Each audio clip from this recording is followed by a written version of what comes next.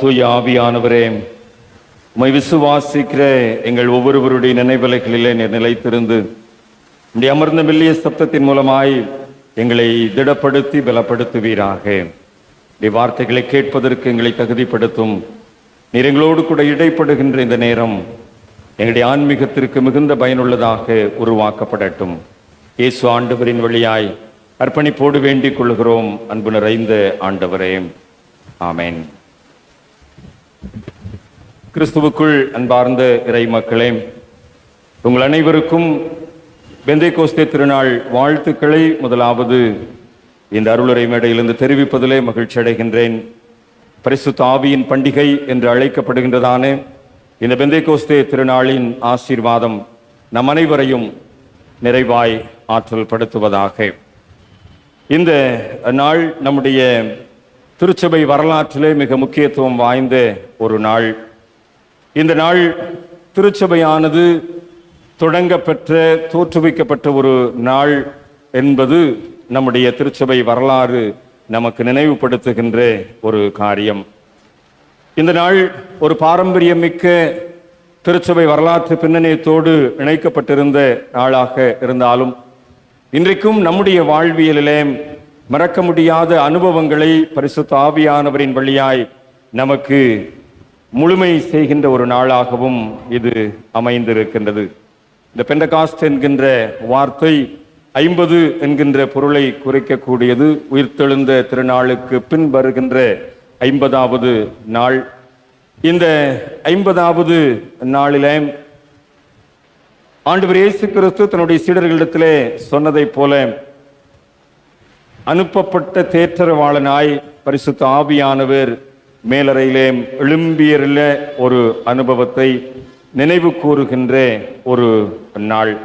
ஆகவே இந்த நாள் ஒரு நன்றி செலுத்துகின்ற நாளாகவும் இது அமைந்திருக்கின்றது. இது ஒரு யூத திருவிழா.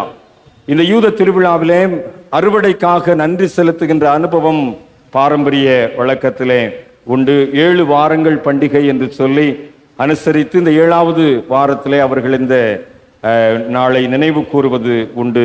அதாவது பாஸ்கா விழாவிற்கு பின் 50வது நாளிலே இந்த அறுவடை நாளானது ஆசரிக்கப்படுகின்றது. ஆக இந்த பாஸ்காவின் ஆசரிப்பிற்கு பின் ஆசரிக்கப்படுகின்ற இந்த 50வது நாள் அறுவடையின் மூலமாக ஆண்டவருக்கு நன்றி செலுத்துகின்ற இந்த நாள் யூத வரலாற்றிலே ஒரு மிகப்பெரிய திருவிழாவாகவும் ஆசரிக்கப்பட்டது. இந்த நாளில்தான் பரிசுத்த ஆவியானவர் திருச்சபைக்கு அருளப்பட்டதை நாமும் நினைவு கூறுகின்றோம்.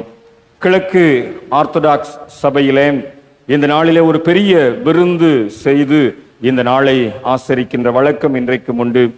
ரோமன் கத்தோலிக்க திருச்சபையிலே இந்த நாள் ஒரு ரோமானிய சடங்கின் பெருவிழாவாக இந்த நாள் ஆசரிக்கப்படுகின்றது. லூத்தரன் திருச்சபை வரலாற்றிலே இது ஒரு மிகப்பெரிய திருவிழாவாகவே இது இன்றைய நாளிலே ஆசரிக்கப்படுகின்றது.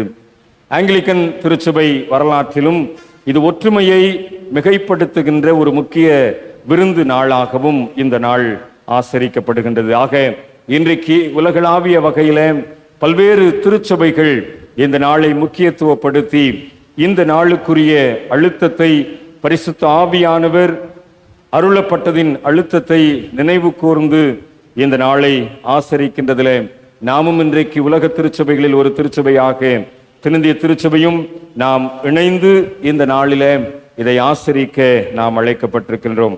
இத்தாலி நாட்டிலே பரிசுத்த ஆவியின் பண்டிகையின் போது ஆலய முகப்பிலிருந்து சிவப்பு நிற இலைகளை மேலிருந்து தூவுவது ஒரு பாரம்பரிய வழக்கமாக இன்றைக்கும் அது கடைபிடிக்கப்படுகின்றது.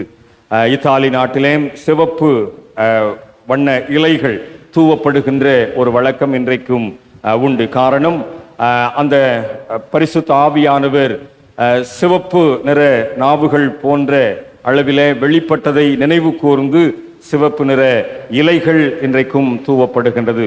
பிரான்ஸ் நாட்டிலே இந்த நாளிலே எக்காலம் ஊதி பரிசுத்த ஆவியானவருடைய இருப்பு நிலைமையை அல்லது வரவேற்கின்ற ஒரு சூழ்நிலையை ஆசரிக்கின்ற வழக்கம் இன்றைக்கும் உண்டு. பிரான்ஸ் நாட்டிலே எக்காலத்தை ஊதி பரிசுத்த ஆவியானவருடைய இருப்பு நிலைமையை உணர்கின்ற அல்லது அதை வரவேற்கின்ற ஒரு நடைமுறை இன்றைக்கும் உண்டு. நாமும் இந்திய திருச்சபை மக்களாக இந்த பரிசுத்த ஆவியானவரை நினைவு கூர்ந்து பரிசுத்த ஆவியின் பண்டிகையிலே நம்முடைய வாழ்வியலை முழுமை செய்வதற்கு நாம் அழைக்கப்படுகின்றோம். நாம் பழைய ஏற்பாட்டு வரலாற்றை நீங்கள் புரட்டி பார்ப்பீர்கள் என்று சொன்னால், எகிப்திலிருந்து இஸ்ராயல் மக்கள் அந்த அடிமைத்தனத்தின் வரலாற்றிலிருந்து புறப்படுகின்றார்கள். அவர்கள் புறப்பட்டதிலிருந்து 50வது நாளில்தான் சீனாய் மலையிலே கடவுள் கட்டளைகளை மோசேயின் மூலமாக கொடுத்து அனுப்புகின்றார். அன்றைக்கு அந்த 50வது நாள், எகிப்தின் அடிமைத்தனத்திலிருந்து அவர்கள் புறப்பட்டு 50வது நாளிலே சீனாய் மலையிலே அவர்கள் கடவுளத்திலிருந்து பெற்றுக்கொண்ட கற்பனைகள், அந்த கட்டளைகளும் கற்பனைகளும் இஸ்ராயல் மக்கள் எப்படி வாழ வேண்டும் என்று சொல்லி அவர்களுக்கு கொடுக்கப்பட்ட நிபந்தனைகளாய், விதிமுறைகளாய், அவர்களுடைய வாழ்வின் வழிமுறைகளாய் அது அமைந்திருந்தது. அந்த அடிப்படையிலே அந்த கட்டளைகளை அவர் பெற்றுக்கொண்டு கடந்து வருகின்றார். இந்த கட்டளைகளை பெற்றுக்கொண்டு அவர் திரும்பி வருகின்ற போது ஒரு மிகப்பெரிய இரைச்சல், ஒரு மிகப்பெரிய கூக்குரலின் சத்தம் மலை அடிவாரத்திலே, சீனாய் மலையின் அடிவாரத்திலே கேட்கின்றதை மோசே பார்க்கின்றார், கேட்கின்றார். அதை அவர் உற்று நோக்குகின்ற போது அந்த பின்புலம் தெரிய வருகின்றது. மோசே மலைக்கு சென்று பல நாட்கள் ஆகிவிட்டது, மோசேக்கு என்ன நேர்ந்ததோ என்று தெரியவில்லை என்று சொல்லி தங்களுக்கென்று ஒரு கடவுளை உருவாக்கும்படியாய் அன்றைக்கு மக்கள் ஆரோனுடைய தலைமையிலே ஒரு பொன் கன்றுக்குட்டியை உருவாக்கி தங்களிடத்திலிருந்த பொன் ஆபரணங்களை எல்லாம் ஒன்று சேர்த்து பொன் கன்றுக்குட்டியை உருவாக்கி அதை வழிபட தொடங்குகின்றார்கள். மோசே கட்டளையை கொண்டு வருகின்றார். இங்கே கீழே இவர்கள் கட்டளையை மீறின ஒரு செயலை செய்து கொண்டிருக்க, இது ஒரு மாபெரும் இரைச்சலாக, மாபெரும் அங்கே ஒரு கீழ்ப்படியாததின் சூழலாக அங்கே அமைந்திருக்கின்றது.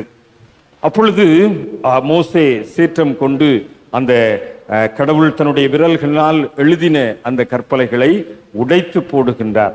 அந்த இடத்துல நீங்கள் அந்த வரலாற்றை படித்து பார்ப்பேன் என்று சொன்னால், அந்த இடத்துல ஒரு 3000 பேர் மடிந்து போன, அந்த கோபாக்கினின் மூலமாய் மடிந்து போன அந்த வரலாற்றை அந்த பகுதியிலே நாம் படித்து உணர்ந்து கொள்ள முடியும்.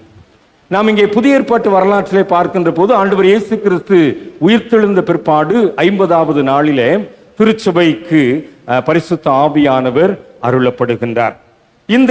அந்த 50வது நாளுக்கும் இந்த 50வது நாளுக்கும் உள்ள தொடர்பை நாம் பார்க்கின்ற போது இஸ்ராயல் மக்கள் எப்படி வாழ வேண்டும் என்று சொல்லி அந்த 50வது நாளிலே கற்பனைகள் கொடுக்கப்பட்டது. இன்றைக்கு திருச்சபை எப்படி இருக்க வேண்டும் என்பதற்காக உயிர்த்தெழுந்த திருநாளுக்கு பிற்படாது இந்த 50வது நாளிலே பரிசுத்த ஆவியானவர் தேற்றரவாளனாக திருச்சபைக்கு அருளப்படுகின்ற நாள்தான் அந்த 50வது நாள்.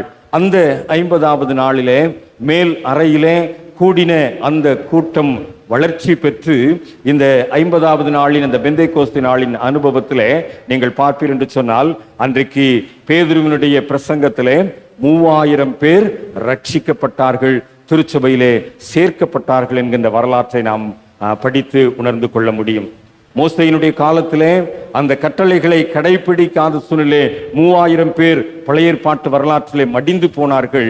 இங்கே இந்த 50வது நாளிலே 3000 பேர் மீட்பின் அனுபவத்தை பெற்றுக்கொண்டு திருச்சபைக்குள்ளாக இணைந்து கொண்டார்கள். ஆக இப்படிப்பட்ட இந்த 50வது நாளின் நினைவு கூறுதலை நாமும் இந்த நாளிலே நினைவு கூர்ந்து பார்க்கின்ற போது திருச்சபையின் வரலாற்றை உருவாக்குகின்ற ஒரு மிகப்பெரிய ஆற்றல் மிகுந்த நாளாக இந்த பெந்தைக்கோஸ்து நாளின் அனுபவம் திருச்சபையை தொடங்கி வைக்கின்றதை நாம் புரிந்து கொண்டவர்களாய், நாமும் திருச்சபையின் உறுப்புகளாய் நம்மை நாம் மறு அர்ப்பணம் செய்ய அழைக்கப்படுகின்றோம். அந்த அடிப்படையில் தான் இந்த நாளிலே நாம் சார்ந்திருக்கிற நம்முடைய தென்னிந்திய திருச்சபை நமக்கு ஒரு நல்ல செம்பொருளை கொடுத்திருக்கின்றது. இரைச்சல் மிகுந்த உலகிலே அல்லது சத்தம் நிறைந்த இந்த உலகத்திலே கடவுளின் குரலை கேட்கின்ற ஒரு சூழ்நிலை. Hearing God's voice in a noisy world. இரைச்சல் மிகுந்த உலகத்திலே கடவுளுடைய குரலை கேட்கின்ற ஒரு சூழ்நிலை. அன்றைக்கு மோசே இறங்கி வருகின்ற போது ஒரு மிகப்பெரிய இரைச்சல், மிகப்பெரிய ஆரவாரம், மிகப்பெரிய அமளி. ஆக அந்த சூழ்நிலையிலே தான் அந்த இரைச்சலின் தாற்பரியத்தை பார்க்கின்ற போது அங்கே கடவுளுக்கு விரோதமான ஒரு சூழ்நிலை அங்கே இருந்ததை மோசே பார்க்க முடிகின்றது. அது அப்படிப்பட்ட ஒரு சூழ்நிலை தான் இன்றைக்கும் நாம் சார்ந்திருக்கிற இந்த உலகத்திலே, நாம் வாழ்ந்து கொண்டிருக்கின்ற இந்த உலகத்திலே இருக்கின்றதை நாம் புரிந்து கொள்ள முடிகின்றது. இன்றைக்கு பலவிதமான இரைச்சல்களிலே தான் நாம் இன்றைக்கு வாழ்ந்து கொண்டிருக்கிறோம். இந்த இரைச்சல் பல பரிமாணங்களிலே நம்மை சந்தித்து கொண்டிருக்கின்றது. ஒருவேளை இந்த இரைச்சல் என்பது ஒரு குளோபல் வயலன்ஸ் என்று கூட சொல்லலாம். அந்த உலகளாவிய வன்முறையின் இரைச்சலாக கூட இன்றைக்கு நம்முடைய செவிப்பறைகளை கிழித்து கொண்டிருக்கின்றது. இந்த இரைச்சல் நிறைந்த உலகத்தில்தான் ஆண்டவருடைய அமர்ந்த மெல்லிய சப்தத்தை கேட்பதற்கு நமக்கு பல்வேறு விதமான தடைகள் தொடர்ந்து இயங்கிக் கொண்டே இருக்கின்றது. இந்த இரைச்சல்களை நாம் பல பரிமாணங்களிலே பிரித்து பார்க்க, பல டெசிபல்ஸ் இன்றைக்கு நம்முடைய செவிகளை வந்தெட்டுவதன் மூலமாய் கடவுளுடைய அமர்ந்த மெல்லிய சப்தம் கேட்கக்கூடாத ஒரு தடை நமக்கு இருக்கின்றது. அதை நாம் புரிந்து கொள்ள அழைக்கப்படுகின்றன. நாம் படிக்க கேட்ட முதலாவது திருமறை பகுதி இதை நமக்கு மிகவும் அழகாக சுட்டி காட்டுகிறது. 1 ராஜாக்கள் 19ஆம் அதிகாரத்தின் 11ஆம் வசனத்திலிருந்து நாம் படிக்க கேட்ட பகுதி. இந்த பகுதியினுடைய பின்புலத்தை சற்று நினைவு கூர்ந்து இந்த பகுதியை நாம் தொடர்ந்து வருகின்ற போது, தனி ஒரு தீர்க்கதரிசியாய் 450 பாகாலின் தீர்க்கதரிசிகளை எதிர்த்து நின்ற எலியாவினுடைய செயல்பாட்டை நாம் அங்கே பார்க்கின்றோம். இந்த சூழ்நிலையிலே ஆகாப் அரசனுடைய செயல் எலியாவுக்கு விரோதமாக அங்கே அனுப்பப்படுகின்ற ஒரு நிலையை நாம் அந்த பகுதியிலே புரிந்து கொள்ள முடிகின்றது. இந்த ஆகாப் அரசனுடைய செயலின் மூலமாய் எலியா என்ன செய்து கொண்டிருக்கின்றார்? ஏசபேலுக்கு அறிவிக்கப்படுகின்ற போது ஏசபேல் எலியாவினிடத்திலே ஆள் அனுப்புகின்றான். பிராணனுக்கு 450 பேருக்கும் செய்யப்பட்டதை போல உனக்கும் செய்யப்படும். ஆக இந்த 450 பேரும் கொலை செய்யப்பட்டது போல எலியாவும் கொலை செய்யப்படக்கூடும் என்கின்ற ஒரு நிலைமையிலே எலியா உயிருக்கு பயந்து ஓடி ஒளிகின்ற ஒரு சூழ்நிலை. ஒரு சூறை செடியின் கீழே பதுங்கி கொண்டிருந்த நிலைமை. லெந்து காலத்திலே சூறை செடியை பற்றி நாம் தியானித்த போது இந்த சம்பவத்தை நான் உங்களுக்கு விளக்கி இருக்கின்றேன், அறிந்திருப்பீர்கள். ஆக இந்த பயந்து வாழ்ந்து கொண்டிருக்கின்ற ஒரு நிலைமை, ஒரு மிகப்பெரிய தீர்க்கதரிசி, மிகப்பெரிய ஆற்றல் நிறைந்த ஒரு இறைவாக்கினர், தனி ஒரு மனிதனாய் 450 பாகாலின் தீர்க்கதரிசிகளை எதிர்த்து நின்று கடவுளுடைய ஆற்றலை வெளிப்படுத்தின ஒரு மனிதன். ஆனால் இப்பொழுது உயிருக்கு பயந்து ஆகாப் அரசனுடைய அந்த செயல் தன்னை பாதித்து விடுமோ என்று பயந்து உயிருக்கு பயந்து ஓடி ஒதுங்கி கொண்டிருக்கின்றான்.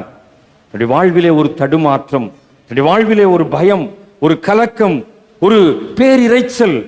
உனக்கு உயிர் ஆபத்து, உனக்கு உயிர் ஆபத்து என்று சொல்லி ஒரு இரைச்சல் அவனுடைய செவிகளிலே ஒலித்து கொண்டே இருக்கின்ற நிலைமையிலே இப்பொழுது அங்கே பதுங்கி பயந்து நடுங்கி கொண்டிருக்கின்ற ஒரு சூழ்நிலை. அப்பொழுது கடவுள் எலியாவோடு கூட இடைப்படுகின்ற அனுபவத்தை தான் இந்த பகுதியிலே நாம் இன்றைக்கு முதல் திருமறை பகுதியிலே படிக்க கேட்டோம். கர்த்தருடைய வார்த்தை அவனுக்கு உண்டாகின்றது. இங்கே உனக்கு என்ன வேலை என்று ஆண்டவர் கேட்கின்றார். தன்னுடைய நிலைப்பாட்டை அவன் சொல்லுகின்றான். அப்பொழுது அவர், நீ வெளியே வந்து கர்த்தருக்கு முன்பாக பர்வதத்தில் நில் என்கின்றார். பயந்து நடுங்கி ஒரு பொந்திலே வாழ்ந்து கொண்டிருந்த எலியா இப்பொழுது பர்வதத்திலே ஒரு மலைப்பகுதியிலே வந்து நிற்கின்றான். அப்பொழுது கர்த்தர் கடந்து போகின்றதை உணர்கின்றான். கர்த்தருக்கு முன்பதாக பர்வதங்கள் பிளக்கின்றது, கன்மலைகள் உடைக்கின்றது, பலத்த பெருங்காற்று உண்டாயிற்று. ஒரு அனுபவம் அவனுக்கு அந்த கிராஸ் பண்ணுகிறது. அப்பொழுது அந்த பலத்த காற்று அல்லது கன்மலைகளை பிளக்கின்ற சூழ்நிலை அல்லது பர்வதங்கள் கண்மைகள் உடைக்கப்படுகின்ற சூழ்நிலை, இது ஒரு பெரிய இரைச்சல். ஆனா அந்த பகுதியில் என்ன சொல்லப்பட்டிருக்குது? அந்த காற்றிலே கர்த்தர் இருக்கவில்லை. அதற்கு பிற்பாடு ஒரு பெரிய நிலநடுக்கம், ஒரு பூமி அதிர்ச்சி ஏற்படுகின்றது. இந்த பூமி அதிர்ச்சி என்பது ஒரு பெரிய இரைச்சலை கொண்டு வருகின்றது, ஒரு பெரிய சத்தம், பூமி அதிர்கின்ற சத்தம். அந்த பூமி அதிர்ச்சியிலையும் ஆண்டவர் இல்லை. பூமி அதிர்ச்சிக்கு பின்னாடி ஒரு அக்கினி, ஒரு நெருப்பு ஜுவாலை, அந்த நெருப்பு எரியும் போது படபட படபடன்னு எரிகின்ற அந்த ஒரு சத்தம். ஆனா அந்த அக்கினியிலையும் ஆண்டவர் இல்லை. அதற்கு பின்னாடி அமர்ந்த மெல்லிய சத்தம் உண்டாயிற்று. அப்பொழுது தன் முகத்தை மூடிக்கொண்டு அந்த கெபியின் வாசலிலே வந்து நிற்கின்றான். அப்பொழுது ஆண்டவர் அவனோடு கூட இடைப்படுகின்றார். ஒரு பெரிய இரைச்சலிலே ஆண்டவரை காண முடியவில்லை. ஒரு பெரிய சத்தத்தின் ஊடாக ஆண்டவருடைய பிரசன்னத்தை உணர முடியவில்லை. எரிகின்ற நெருப்பின் ஊடாக ஆண்டவருடைய பிரசன்னத்தை உணர முடியவில்லை. அங்கே கண்மலைகள் உடைக்கப்படுகின்ற போது, பர்வதங்கள் பிளக்கப்படுகின்ற போது, பெரிய காற்று அடிக்கப்படுகின்ற போது அந்த பேர் இரைச்சலிலே கர்த்தருடைய பிரசன்னத்தை உணர முடியவில்லை. அமர்ந்த மெல்லிய சப்தம், அந்த ஒரு மெல்லிய சூழ்நிலையிலே அந்த ஆண்டவருடைய பிரசன்னத்தை அவன் உணர்கின்றான். ஆண்டவரிடத்தில் சொல்லுகிறான், சேனைகளின் தேவனாகிய கர்த்தருக்காக நான் எப்படி இருந்தேன்? பக்தி வைராக்கியமா இருந்தேன். பக்தி வைராக்கியமா இருந்தேன். இப்ப ஒருவன் மாத்திரம்தான் மீதி இருக்கிறேன், எல்லாரையும் கொண்டுட்டாங்க, நான் மாத்திரம்தான் மீதி இருக்கிறேன் அப்படின்னு சொல்லி என்னையும் உயிரை வாங்க தேடுறாங்க அப்படின்னு சொன்ன போது கர்த்தர் அவனை பார்த்து சொல்லுகிறார், நீ திரும்பி போய் ஆசகேலை சீரியாவின் மேல் ராஜாவாக அபிஷேகம் பண்ணு, எலிசாவை உன் ஸ்தானத்திலே தீர்க்கதரிசியாக அபிஷேகம் பண்ணுன்னு சொல்லி ஒரு அபிஷேகத்தின் ஆற்றலை எலியாவுக்கு அங்கே கொடுத்து அனுப்புகின்றார். ஆண்டவருக்குள் அன்பானவர்களே, பேரிரைச்சல் ஆண்டவருடைய சத்தத்தை கேட்பதற்கு தடையாக இருக்கின்றது. அமர்ந்த மெல்லிய சப்தம் மாத்திரமே ஆண்டவருடைய பிரசன்னத்தை உணர்வதற்கு ஏதுவாய் அமைந்திருக்கின்றது. இந்த எலியா அங்கே பேர் இரைச்சலிலே கடவுளுடைய பிரசன்னத்தை உணர முடியவில்லை அல்லது பார்க்க முடியவில்லை. ஆனால் அமர்ந்த மெல்லிய சப்தம் அங்கே துணிக்கின்ற போது அங்கே ஆண்டவருடைய பிரசன்னத்தை உணர முடிகின்றது. சற்று நாம் இந்த பெந்தைக்கோஸ்தே திருநாளிலே நம்முடைய வாழ்வை சற்றே நாம் ஆராய்ந்து பார்ப்போம். இன்றைக்கு இந்த உலகம் கொடுக்கின்ற பேர் இரைச்சலிலே இணைந்து வாழ்ந்து கொண்டிருக்கின்றோம். ஒவ்வொரு நாளும் காலையிலிருந்து இரவு வரை இந்த இரைச்சல் நம்முடைய செவிகளிலே பல டெசிபல்ஸிலே பல பரிமாணங்களிலே நம்மை ரீங்கரித்து கொண்டே இருக்கின்றது.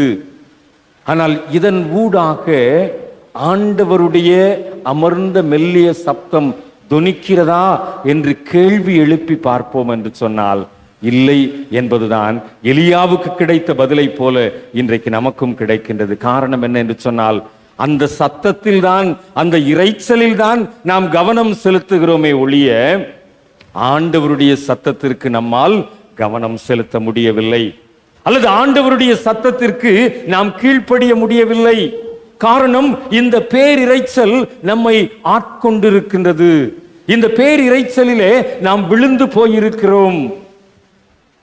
அப்படியானால் ஆண்டவர் அவருடைய அமர்ந்த மெல்லிய சத்தத்தை நமக்கு இன்றைக்கு துணிக்கும்படியாய் நம்மை புதுப்பிக்க விரும்புகின்றார்.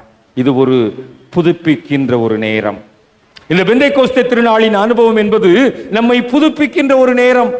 இந்த பேர் இரைச்சலை மாத்திரமே கேட்டுக்கொண்டிருக்கிற நாம் அமர்ந்த மெல்லிய சப்தத்தை கேட்பதற்கு நம்மை புதுப்பிக்கின்ற ஒரு நேரம், ஒரு புதுப்பிக்கின்ற ஒரு நேரம். நம்மை நாம் புதுப்பிக்க வேண்டியது அவசியமாக இருக்கின்றது. இந்த அமைதி நேரம் தான் ஆண்டவருடைய திட்டத்தை உணர்கின்ற நேரமாயிருக்கின்றது. இந்த அமைதி நேரம்தான் ஆண்டவருடைய திட்டத்தை செயல்படுத்துவதற்குரிய பலனை நமக்கு கொடுக்கக்கூடியதாய் இருக்கின்றது. இந்த எலியாவினுடைய வாழ்க்கையில் அதைத்தான் நாம் உணர்கின்றோம்.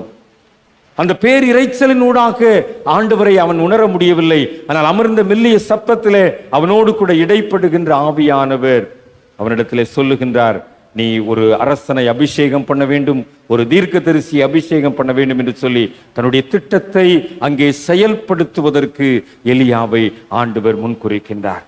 கிறிஸ்துவில் அன்பானவர்களே, இந்த உலகத்திலே பேர் இரைச்சல்களின் மத்தியிலே வாழ்ந்து கொண்டிருக்கிற நாம் எப்பொழுது ஆண்டவருடைய அமர்ந்த மெல்லிய சத்தத்தை கேட்க போகிறோம்?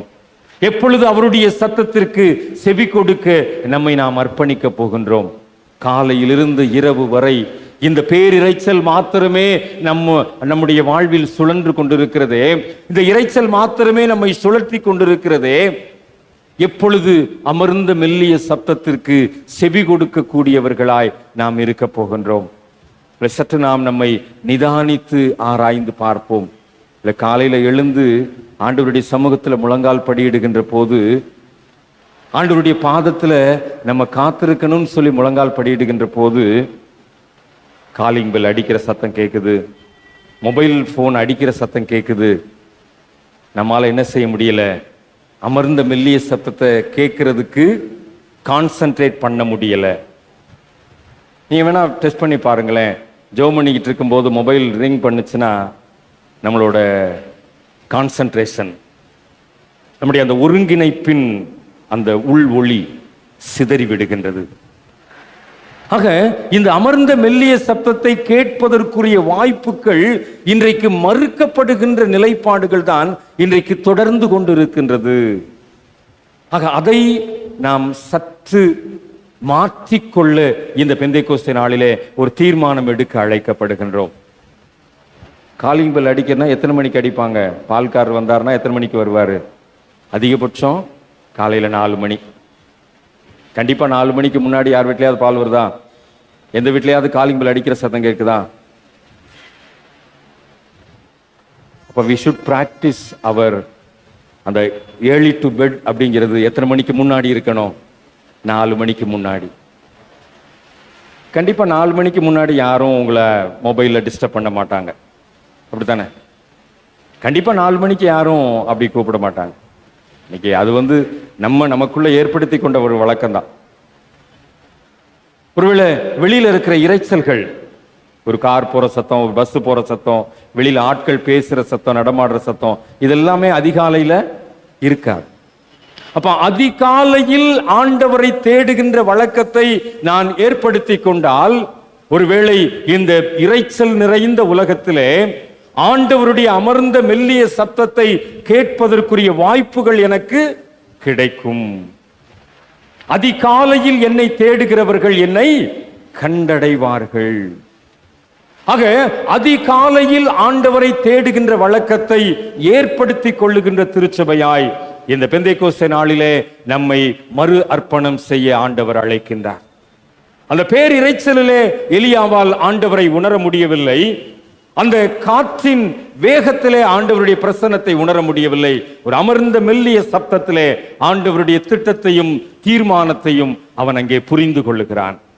ஒரு அதிகாலையிலே ஆண்டவரை நீ தேடுவாய் என்று சொன்னால், அதிகாலையில் ஆண்டவருடைய பிரசன்னத்தை உணருவாய் என்று சொன்னால், ஆண்டவர் உனக்கென்று வைத்திருக்கின்ற திட்டத்தையும் தீர்மானத்தையும் அந்த காலை நேரத்திலே உனக்கு தெளிவுபடுத்த முடியும் என்பதிலே சந்தேகமில்லை. அதை நாம் இந்த பெந்தைக்கோஸ்தே திருநாளிலே நாம் அதை சரிப்படுத்திக் கொள்ள, அதை நாம் முழுமைப்படுத்திக் கொள்ள ஆண்டவர் நம்மை அழைக்கின்றார்.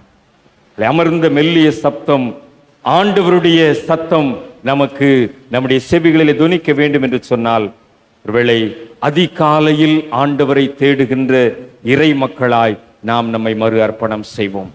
நாம் படிக்க கேட்ட நற்செய்தி பகுதியும் சரி, அதற்கு முன்பதாக படிக்க கேட்ட அப்போஸ்தலர் நடவடிக்கை நிருப பகுதியும் சரி, ஒரு பயம் நிறைந்த சூழ்நிலையில் இருந்த சீடர்களை அங்கே குறிப்பிடுகின்றது. அமைதி இழந்த நிலைமையில இருந்த சீஷத்துவத்தின் நிலைப்பாடுகள். யோவான் 20ஆம் அதிகாரத்தில் சீஷர்கள் அன்றைக்கு ரோம அரசாங்கத்திற்கு பயந்ததினால் கதவுகளை பூட்டிக் கொண்டு வீட்டுக்குள்ளாக இருக்கின்றார்கள். அப்போஸ்தலர் 2ஆம் அதிகாரத்தில் நீங்கள் பார்ப்பீர்கள் என்று சொன்னால், அந்த முதல் அதிகாரத்தின் தொடர்ச்சியிலே சீஷர்கள் 11 பேர் 12வது நபரை தெரிவு செய்ய வேண்டும். ஒருவேளை இந்த நிலைமையெல்லாம் வெளியிலே தெரிந்துவிடக் கூடாது என்பதற்காக அவர்கள் ஒருமித்து ஒரு இடத்திலே கூடி வருகின்றார்கள். ஆக ஒரு பயம் நிறைந்த நிலை, அச்சம் நிறைந்த சூழ்நிலை, கலக்கம் நிறைந்த நிலைப்பாடுகள் தான். என்ன செய்வது, எதிர்காலம் எப்படி என்பதை அவர்கள் விளங்கிக் கொள்ள முடியாத ஒரு சூழ்நிலை தான் அங்கே இருக்கின்றது. ஆக இந்த அச்சத்தை நீக்குகின்ற வகையிலே, பயத்தை போக்குகின்ற வகையிலே யோவான் 20ஆம் அதிகாரத்திலே ஆண்டவர் இயேசு அந்த பூட்டிய அறைக்குள்ளாக எழுந்தருளுகிறார். நான் தான் பயப்படாதிருங்கள் என்று சொல்லி அவர்களை தைரியப்படுத்தி விட்டு, ஊதி பரிசுத்த ஆவியை பெற்றுக்கொள்ளுங்கள் என்று அந்த பரிசுத்த ஆவிக்குரிய அச்சாரத்தை அந்த பயம் நிறைந்த சீடர்களுக்கு முதலாவது கொடுத்து விடுகின்றார். அந்த இடத்துல சீடர்கள் மாத்திரம்தான் இருக்கிறாங்க. சீடர்களோடு ஒரு சிலர் மாத்திரம்தான் இருக்கின்றார்கள். அப்போஸ்தலர் 2ஆம் அதிகாரத்தில் தான் 120 பேர் அங்கே கூடுகின்ற அனுபவம். ஆக அதற்கு முன் ஒரு சின்ன கூட்டம். இந்த கூட்டத்தினுடைய பயத்தை இந்த ஆண்டவர் நிவர்த்தி செய்யும்படியாய் பரிசுத்த ஆவியை பெற்றுக் கொள்ளுங்கள் என்று சொல்லி அவர்களிடத்திலே ஊதி அந்த பரிசுத்த ஆவியின் அனுபவத்தை அவர்களுக்கு கொடுக்கின்றார். அந்த தொடர் வரலாற்றில் தான் அப்போஸ்தலர் 2ஆம் அதிகாரத்திற்குள்ளாக நாம் கடந்து வருகின்ற போது அந்த சீடர்கள் ஒருமனப்பட்டவர்களாய் ஓரிடத்திலே கூடியிருந்த நிலைமையிலே பரிசுத்த ஆவியானவருடைய அருளின் ஆற்றல் அங்கே வெளிப்படுகின்றதை பார்க்கின்றோம். பெந்தைக்கோஸ்தே எனும் நாள் வந்த போது அவர்கள் எல்லாரும் ஒருமனப்பட்டு ஓரிடத்திலே வந்திருந்தார்கள். அதற்கு முன்னாடி இந்த 11 பேர் 12 பேரா உருவாக்குகின்றார்கள். யாரை தெரிந்து கொள்வது என்று சொல்லி அவர்கள் 2 பேர்களை ஒருத்தரை சீட்டு போட்டு எடுக்கிறாங்க. அந்த 11 12 உருவாக்குது. இந்த 12ம் 120 பேராக ஒருமனப்பட்டவர்களாய் ஓரிடத்திலே கூடி வந்தார்கள். ஏன்னா அந்த 11ல ஏற்கனவே -12ல மைனஸ் ஆன ஆளு அவரிடத்துல ஒரு மனம் இல்லை. மேலறையில கடைசி பந்தியிலே ராப்போஜனத்திலே பங்கு பெற்ற போதே துணிக்கையை வாங்கிட்டு அவர் என்ன செஞ்சிட்டாரு? புறப்பட்டு போயிட்டார். அந்த ஒரு மனம் அங்கேயே உடைஞ்சு போச்சு. அந்த ஒரு மனம் அந்த இடத்திலேயே சிதைஞ்சிருச்சு. அந்த சிதைந்து போன சூழ்நிலையை சரிப்படுத்தும்படியாக மறுபடியும் ஒருவர் தெரிவு செய்யப்படுகின்றார். தெரிவு செய்யப்பட்ட பிற்பாடுதான் அவர்கள் அந்த பெந்தேகோஸ்தே எனும் நாள் வந்த போது ஒருமனப்பட்டவர்களாய் ஓரிடத்திலே கூடி வந்தார்கள். ஏற்கனவே இவர்களுக்கு ஆண்டவர் வாக்கு பண்ணிவிட்டார், பரிசுத்த ஆவியை நீங்கள் பெற்றுக்கொள்ளுங்கள் என்று சொல்லி. ஆக ஒரு அடித்தள சிந்தனையோடு கூடத்தான் அவர்கள் அங்கே இந்த அனுபவத்திற்குள்ளாக கடந்து வருகின்றார்கள். உங்களுக்கு சமாதானம் என்று சொன்ன ஆண்டவர் அவர்கள் மேல் ஊதி பரிசுத்த ஆவியை பெற்றுக்கொள்ளுங்கள் என்று சொல்லி அந்த பரிசுத்த ஆவியின் அனுபவத்தை அவர்களுக்கு சொல்லிவிட்டார். இப்பொழுது அவர்கள் இங்கே வருகின்ற போது பலத்த காற்று அடிக்கின்ற முழக்கம், ஒரு பெரிய சத்தம் அங்கே உண்டாகின்றது. அங்கே ஒரு பரிசுத்த ஆவியின் அபிஷேகத்தின் சூழ்நிலையை அந்த 120 பேர் கூடியிருந்த மேலறையிலே பெற்றுக்கொள்ளுகின்றார்கள். ஆண்டவரில் அன்பானவர்களே, பயந்து நடுங்கிக் கொண்டிருந்த கூட்டத்தை தைரியப்படுத்தும்படியாய் இந்த பரிசுத்த ஆவியானவர் அங்கே கடந்து வருகின்றார். எதிர்காலம் இல்லை என்ற சூழ்நிலையிலே முடங்கி கிடந்த மக்கள் மத்தியிலே பரிசுத்த ஆவியானவர் கடந்து வருகின்றார். இவர்களுக்கென்று வாழ்வு மறுக்கப்பட்டிருந்த சூழ்நிலையிலே இவர்களுக்கு புது வாழ்வு கொடுக்கும்படியாய் பரிசுத்த ஆவியானவர் அங்கே கடந்து வருகின்றார். இதோடு கூட முடிந்து விட்டது என்று சொல்லி அவர்கள் தங்களுடைய வாழ்வை கதவுகளை பூட்டி முடித்து கொண்டிருந்த நிலைமையிலே பரிசுத்த ஆவியானவர் அங்கே அருளப்படுகின்றார். அந்த ஆவியானவர் தான் திருச்சபையின் தொடக்க நாளிலே அருளப்பட்ட அந்த ஆற்றலை நாம் இன்றைக்கு நினைவு கூறுகின்றோம். இந்த ஆவியானவருடைய அபிஷேகம் தான், இந்த ஆவியானவருடைய ஆற்றல் தான் ஒரு புதிய சகாப்தத்தை ஒரு மிகப்பெரிய இயக்கமாக உருவாக்கினது. அந்த இயக்கத்தில் ஒரு சின்ன துண்டாகத்தான் இன்றைக்கு நீங்களும் நானும் திருச்சபையின் உறுப்பினர்களாக வாழ்ந்து கொண்டிருக்கின்றோம். அன்றைக்கு அந்த 17 பேரோடு முடிந்து போய்விட்டது, அவ்வளவுதான். இந்த கிறிஸ்துவை பின்பற்றினவர்கள் முடிந்து விட்டார்கள், முற்றுப்புள்ளி வைக்கப்பட்டது என்பதுதான் ரோம அரசாங்கம் அன்றைக்கு இயேசுவின் கல்லறையை பூட்டி சீல் வைத்ததன் மூலமாக அவர்கள் நினைத்து கொண்டது.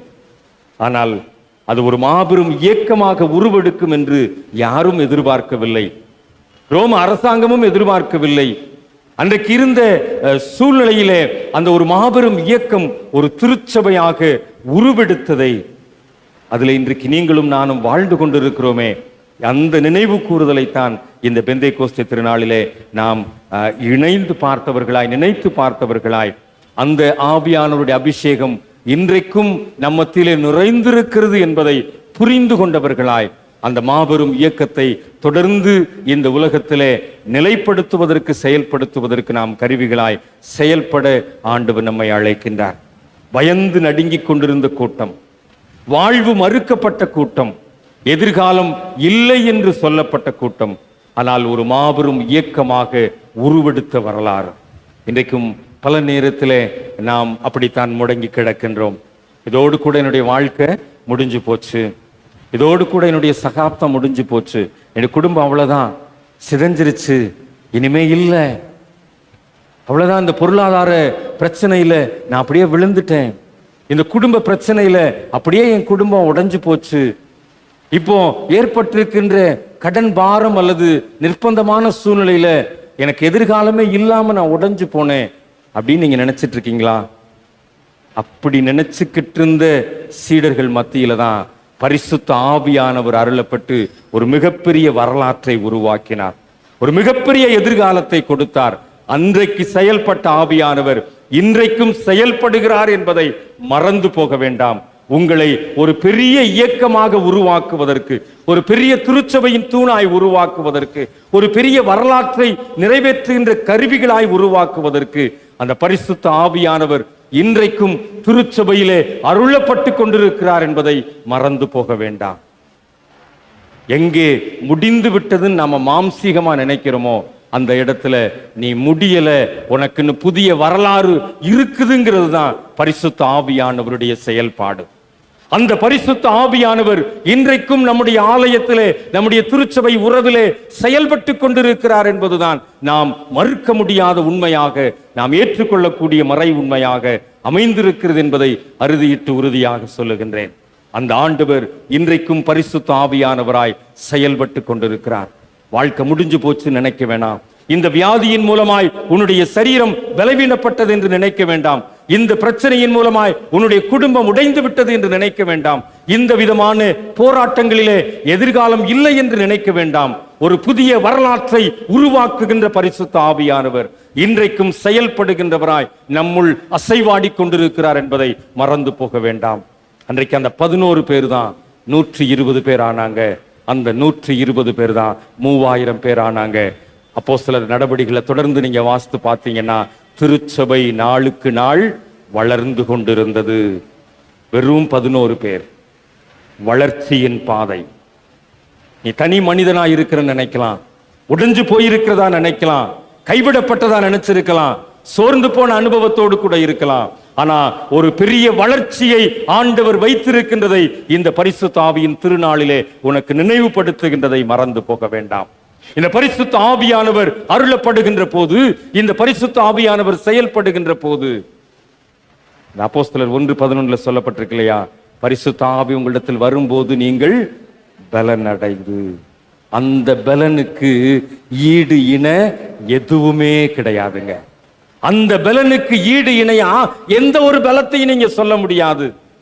சில நேரத்தில் உடல் பலவீனமா இருந்தா இந்த வைட்டமின் மாத்திரை சாப்பிடுவாங்க, B12 இன்ஜெக்ஷன் போடுவாங்க, அல்லது அதற்குரிய விட்டமின்ஸ் மினரல்ஸ் சாப்பிட சொல்லுவாங்க.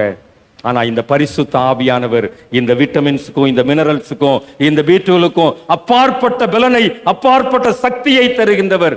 அந்த ஆற்றல் இன்றைக்கும் திருச்சபையிலே நிலவிக் கொண்டிருக்கிறது என்பதை நான் அறுதியிட்டு உறுதியாக சொல்லுகிறேன். அந்த ஆவியானவருடைய அசைவாடுதல் தான் இன்றைக்கும் நம்ம மத்தியிலே எழும்பி பிரகாசித்துக் கொண்டிருக்கிறது. அந்த ஆற்றல், அந்த மகிமை நாம் எப்பெல்லாம் ரினிவல் பண்ணணும்னு நினைக்கிறோமோ அப்பெல்லாம் அந்த ரினிவலுக்குள்ள நம்ம கடந்து வரணும். எப்பெல்லாம் அதை புதுப்பித்துக் கொள்ள நம்மை அர்ப்பணிக்கின்றோமோ அப்பொழுதெல்லாம் நாம் அந்த அனுபவத்திற்குள்ளாய் கடந்து வருகின்றோம். அந்த ஆவியானவர் இந்த 11, 12 ஆச்சு, 120 ஆச்சு, 3000 ஆச்சு, நாளுக்கு நாள் அது பெருகினது. அந்த பெருக்கம் இன்றைக்கும் உயிரோட்டமாய் இருக்கிறது என்பதை மறந்துவிடக்கூடாது. அந்த பெருக்கம் இன்றைக்கு உலகளாவிய ஒரு ஆற்றல் நிறைந்த திருச்சபையாய் உருவெடுத்திருக்கிறது என்பதை நாம் மறந்துவிடக்கூடாது. அந்த ஆற்றல் இன்றைக்கும் நமக்குள் நிலைத்திருக்கிறது என்கின்ற புரிந்து கொள்ளுதலோடு கூட நம்முடைய விசுவாச பயணத்தை நாம் தொடருகின்ற போது இந்த ஆவியானவருடைய அபிஷேகம் நம்மை முழுமை செய்து நம்மை முழுமையான ஆற்றலுக்குள்ளாய் வழி நடத்துகின்றது என்பதை நான் புரிந்து கொள்ள அழைக்கிறேன். ஒரே ஒரு செய்தியை மாத்திரம் நான் சொல்லி முடிக்கிறேன். 1 கொரிந்தியர் 14ஆம் அதிகாரத்தில் 22ஆம் வசனம் இப்படியாக சொல்லுகிறது. 1 கொரிந்தியர் 14ஆம் அதிகாரம் 22ஆம் வசனம். அப்படி இருக்க அந்நிய பாஷைகள் விசுவாசிகளுக்கு அடையாளமாயிராமல் அவிசுவாசிகளுக்கு அடையாளமாயிருக்கிறது. தீர்க்க தரிசனமோ அவிசுவாசிகளுக்கு அடையாளமாயிராமல் விசுவாசிகளுக்கு அடையாளமாயிருக்கிறது. நான் என்ன சொல்ல வரேன்றது ஒருவேளை உங்களுக்கு புரிஞ்சிருக்கலாம். இன்றைக்கு இருக்கின்ற திருச்சபையின் போதனையிலே ஒரு மிக முக்கியமான ஒரு காரியம், அந்நிய பாஷை பேசினா தான் பரிசுத்த ஆவியானவர் என்கிட்ட இருக்கிறாரு அப்படிங்கிற ஒரு தவறான போதனை இன்றைக்கு திருச்சபையிலே நிலவி வருகிறது. தயவு செய்து தெளிவா புரிந்து கொள்ளுங்க. அந்நிய பாஷை என்பது ஒரு வரம் தான். அது ஒருத்தருக்கு இருக்கும், ஒருத்தருக்கு இல்லாம இருக்கும். ஒருத்தருக்கு நிறைய இருக்கும், ஒருத்தருக்கு கொஞ்சமா இருக்கும். அது ஜஸ்ட் அஸ் அ டேலண்ட். அது ஒரு வரம் மாத்திரமே. அந்நிய பாஷை பேசினாதான் பரிசுத்த ஆவியானவர் என்னிடத்துல இருக்கிறாருன்னு யாராவது உங்களுக்கு சொன்னாங்கன்னா தயவு செய்து சொல்லுங்க, அந்நிய பாஷை பேசினாதான் பரலோகம் போகணும்னு நினைச்சினா உனக்கு முன்னாடி நான் பரலோகத்துக்கு போயிடுவேன்னு சொல்லுங்க. ஏன்னா அந்நிய பாஷை பேசாம பரலோகத்துக்கு போக முடியாதுன்னு இன்னைக்கு போதிக்கின்ற கூட்டம் பெருகி விட்டது. ஆகையினால் தென்னிந்திய திருச்சபையின் குருவானவராக நான் இதை போதிக்க வேண்டியது என்னுடைய கடமை. பவுல் அப்போஸ்தலன் தெளிவா சொல்லுகிறார், அந்நிய பாஷை விசுவாசிகளுக்கு அடையாளம் கிடையாது, அது அவிசுவாசிகளுக்குரிய அடையாளம். ஏன்னா 14ஆம் அதிகாரத்தை தயவு செய்து வீட்டில் போய் முழுசா படிச்சு பாருங்க. அந்நிய பாஷையை குறித்ததான தெளிவான விளக்கத்தை அப்போஸ்தலர் 1 கொரிந்தியர் 14ஆம் அதிகாரத்துல தெளிவா நீங்க படிச்சு புரிஞ்சு கொள்ளலாம். ஆக அந்நிய பாஷை நாம் பேசலையே அப்படின்னு சொன்னா பரிசுத்த ஆவி என்னிடத்துல இல்லையே அப்படின்னு நினைச்சிடக்கூடாது. இன்னைக்கு பரிசுத்த ஆவியானவருடைய அபிஷேகம் என்பது அந்நிய பாஷையின் மூலமாக கிடைக்கின்ற ஒரு அனுபவம் அல்ல. இந்த ரூவாக் என்கின்ற ஒரு எபிரேய வார்த்தை ஆவிக்கு சொல்லப்பட்டிருக்கிறது. நியூமா என்கின்ற ஒரு கிரேக்க வார்த்தையும் ஆவியானவரை குறிக்கின்றது. ஆதியாகமம் 1ஆம் அதிகாரம் 2ஆம் வசனத்தை நீங்கள் படித்து பார்ப்பீர்கள் என்று சொன்னால், தொடக்க வரலாற்றுல ஆதியாகமம் 1:2 அங்கே ஜலத்தின் மீது அசைவாடி கொண்டிருந்தார். அப்போ பூமி எப்படி இருந்துச்சா? ஒழுங்கின்மையும் வெறுமையுமாய் இருந்தது. அப்போ இந்த ஆவியானவருடைய அசைவாடுதல் அங்கே காணப்படுகிறது. ஒழுங்கின்மை வெறுமை நிறைந்த ஒரு சூழ்நிலை. அப்போ எங்கெல்லாம் ஒழுங்கின்மை சரி செய்யப்படுகின்றதோ அல்லது எங்கெல்லாம் வெறுமை சரி செய்யப்படுகின்றதோ அங்கே ஆவியானவருடைய செயல்பாடு இருக்கிறது என்பதை நாம் புரிந்து கொள்ள வேண்டும். ஆக இந்த ஆவியானவருடைய அசைவாடுதல் ஒழுங்கின்மையாய் வெறுமையாய் இருந்த பூமியை நிரப்புகின்றது. எப்படி நிரப்புனது? புல் பூண்டுகளால் நிரப்பிச்சு, மரங்களால் நிரப்பிச்சு, பறவைகளால் நிரப்பிச்சு, விலங்குகளால் நிரப்பிச்சு, கடைசியில மனிதனால் நிரப்பியது. ஆக ஒழுங்கில்லாம இருந்த பூமி, வெறுமையாயிருந்த பூமி, இந்த பூமி நிரப்பப்பட்டது. அங்கு அந்நிய பாஷை யாரும் பேசல, அது நிரப்பப்படுறதுக்கு. ஆக அது வெறுமையாயிருந்தது, ஒழுங்கின்மை. அது எப்பொழுது எந்த சூழல் நிரப்பப்படுகின்றதோ அங்கே ஆவியானவருடைய அசைவாடுதல், அங்கே ஆவியானவருடைய செயல்பாடுகள் காணப்படுகின்றது. இன்னும் வெளிப்படுத்தின விசேஷம் 13:15 நீங்க பார்த்தீங்க அப்படின்னா உயிர் மூச்சை குறித்து சொல்லப்படுகின்றது. எல்லாத்துக்கும் உயிர் இருக்குதா? மூச்சு விடுறதுல உயிர் இருக்குது, நம்ம உணர்ந்து கொள்றோமா? ஆக இந்த மூச்சு காற்றின் மூலமாய் ஆவியானவருடைய பிரசன்னத்தை நாம் உணர்கின்றோம் என்கின்ற ஒரு நிலைப்பாடு. யோவான் 3ஆம் அதிகாரம் 8ஆம் வசனத்திலே அதை நாம் மறுபடியும் திருப்பி பார்க்கின்றோம். காற்று எங்கெல்லாம் அடிக்கின்றதோ. ஆக இந்த ஒரு தவறான போதனை, அந்நிய பாஷையினால மாத்திரம்தான் பரிசுத்த ஆவியானவர் என்னோடு கூட இருக்கிறார் என்கின்ற ஒரு தவறான போதனையை கண்டு தயவு செய்து ஏமாந்து விடணும். உங்களுக்கு அந்நிய பாஷை பேச தெரியல அப்படின்னா பயப்படாதீங்க, பரிசுத்த ஆவியானவர் உங்களோடு கூட இருக்கிறார். ஆவியானவருடைய ஆற்றல் ஒழுங்கின்மை வெறுமை நிறைந்த இடத்தில் தான் ஆவியானவருடைய அசைவாடுதல் இருக்கு. நீங்க வெறுமையா இருக்கிறீங்களா? நீங்க ஒழுங்கின்மையா இருக்கிறீங்களா? ஆவியானுடைய அசைவாடுதல் உங்களோடு கூட இருக்கிறது. உங்களை சரி செய்கின்றது, உங்களை முழுமைப்படுத்துகின்றது, உங்களை நிரப்புகின்றது, உங்களை நொறுக்கி உருக்கி உருவாக்குகின்றது. கடந்த வார பிரசங்கத்துல சொன்னேன், இந்த ஜீவனுள்ள தேவனின் ஆவியானவர் வருகின்ற போது நம்ம என்ன செய்யறாரு? நொறுக்கிறாரு, உருக்குறாரு, உருவாக்குகின்றார். ஆக ஒரு மிகப்பெரிய ஆற்றல், மிகப்பெரிய இயக்கம். ஆக இந்த ஆவியானவருடைய அபிஷேகம் என்பது பல வரங்கள் உண்டு. 1 கொரிந்தியர் 12ஆம் அதிகாரத்துல வரங்களை பற்றி நிறைய சொல்லப்பட்டிருக்கிறது. ஒருத்தருக்கு ஆவியானவருடைய அந்த வரம் இருக்கும், ஒருவருக்கு வியாக்கியானம் பண்ற இருக்கும், ஒருத்தர் சுகம் கொடுக்கிற வரம் இருக்கும், பல வரங்கள். ஆக அந்த வரத்துல ஒரு வரம் அந்நிய பாஷைகளை பேசுகின்ற வரமாக இருக்கலாம். பேசுறவங்களுக்கு நிறைய பேருக்கு வியாக்கியானம் பண்ண தெரியாது, நிறைய பேருக்கு ரொம்ப பேச தெரியாது. இதெல்லாமே வரங்களிலே இருக்கின்ற வித்தியாசங்கள் தான். ஆக இதை வைத்து பரிசுத்த ஆவியானவரிடத்தில் இல்லை என்ற தப்பு கணக்கு போட்டுவிடக் கூடாது. ஆக அதிலே நாம் தெளிவு பெற்றவர்களாய் இருக்க வேண்டும். ஆக அந்நிய பாஷை அது விசுவாசிகளுக்குரிய அடையாளம் இல்லை, அவிசுவாசிகளுக்குரிய அடையாளம்னா அதை அன்றைக்கு பெந்தேகோஸ்து திருநாளிலே எப்படிப்பட்ட நிலைமையிலே அது புரிந்து கொள்ளப்பட்டது என்பதை அப்போஸ்தலன் பவுல் கொரிந்திய திருச்சபைக்கு சொன்னதை தெளிவாக படித்து புரிந்து கொண்டு நம்முடைய விசுவாச பயணத்தை நாம் தொடர வேண்டும். ஆக அந்த புரிந்து கொள்ளுதலோடு கூட இந்த பெந்தேகோஸ்து திருநாளிலே நம்முடைய வாழ்க்கையிலே இந்த பேரிரைச்சல்கள் மத்தியிலே ஆண்டவருடைய அமர்ந்த மெல்லிய சத்தத்தை கேட்பதற்கு இன்றைக்கு நாம் நம்மை அர்ப்பணிப்போம்.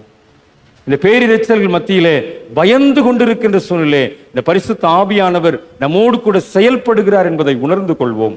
இந்த ஆவியானுடைய அசைவாடுதல் நம்மை ஒரு மாபெரும் திருச்சபையின் இயக்கமாக இந்த உலகத்திற்கு அர்ப்பணித்திருக்கிறது என்பதை புரிந்து கொண்டவர்களாய் அதில் நீங்களும் நானும் அங்கம் வகிக்கின்றோம் என்கின்ற ஒரு பெருமிதத்தோடு நம்முடைய விசுவாச பயணத்தை தொடருவோம். ஆவியானவருடைய அசைவாடுதல் நம் அனைவரையும் நிறைவாய் ஆளுகை செய்வதாக தலைவணங்கி ஜெபம் செய்வோம். அன்பும் பேரிரக்கம் நிறைந்த நல்ல ஆண்டவரே, இந்த நாளிலும் நாங்கள் கேட்ட சத்தியத்தின் அடிப்படையிலே உம்முடைய வார்த்தையை புரிந்து கொண்டவர்களாய் உம்முடைய அமர்ந்த மெல்லிய சத்தத்திற்கு செவி கொடுக்க எங்களுக்கு துணை செய்வீராக. ஆண்டவரே, பயந்து நடுங்கிக் கொண்டிருக்கிறோம், தனிமையை உணர்கின்றோம். ஆவியானவர் எங்களுக்கு துணை செய்கின்றதை நாங்கள் புரிந்து கொள்ளுகிறோம். அமர்ந்த மெல்லிய சப்தத்திற்கு செவி கொடுக்கின்ற அச்சம் நிறைந்த சூழ்நிலை ஆவியானவர் எங்களோடு கூட இடைப்படுகின்றதை புரிந்து கொண்டவர்களாய் என்னுடைய விசுவாச பயணத்தை தொடர்வதற்கு ஆண்டவர் எங்களுக்கு அருள் தார். இயேசு ஆண்டவரின் வழியாய் மனத்தாழ்மையோடு வேண்டிக் கொள்கிறோம். அன்பு நிறைந்த ஆண்டவரே, ஆமென்.